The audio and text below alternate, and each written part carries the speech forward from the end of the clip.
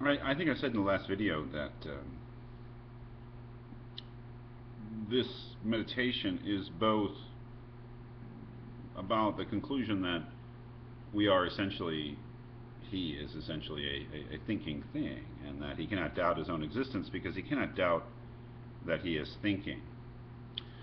But then Descartes says, well, what about this common sense, more might say, belief that I had, that I knew that I was a body of a certain sort, that my body and mind were connected in uh, this sort of inextricable way, and that I knew things in the world, physical objects in the world.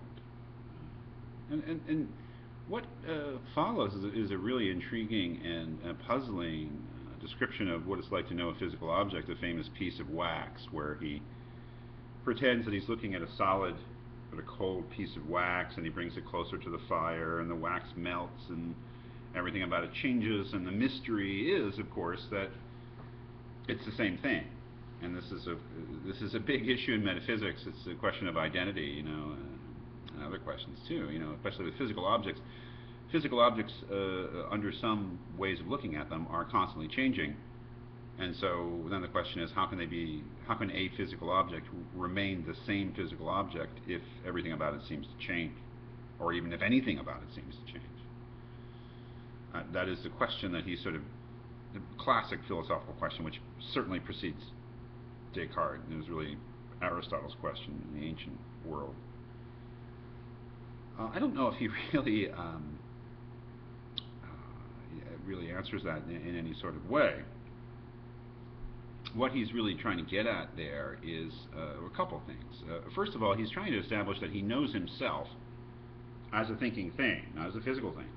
That he knows himself better than he knows physical objects. And again, this may seem to clash with common sense.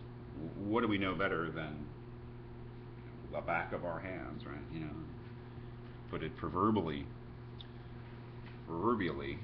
Um, but Descartes wants to say that,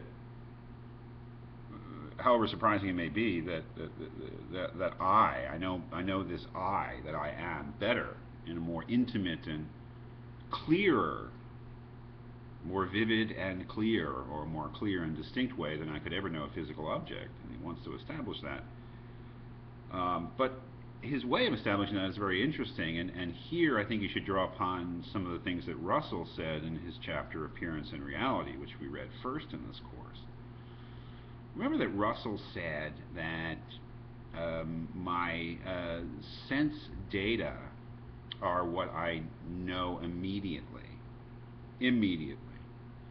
The physical object, should there be one, he says, is an inference that I make on the basis of my sense data. Well, I think that Descartes is thinking the same way about the piece of wax when he says that he does not perceive the piece of wax by means of the senses at all. He says he perceives the piece of wax by way of his understanding. I'm not sure I fully understand that, what he means by understanding, but I guess I'm falling back on Russell here and saying that he seems to be making the same point. The sensuous appearances of physical objects are in a constant state of change, and oftentimes they're so-called secondary qualities, color and smell. The physical objects that we presume to be real and to populate the world around us, we do not know through the senses. We know as a result of inference from what we perceive or seem to perceive, or what appears to us through the senses. That is, that there is a table here, that there is a piece of wax there, is a judgment that is made, and I think Descartes definitely says that. So we don't actually know physical objects through the senses. We know them through reason. And I think we go back to Russell to understand that, saying, well, I know the sense data immediately in the sort of non-intellectual way. It doesn't take reasoning. It's immediate.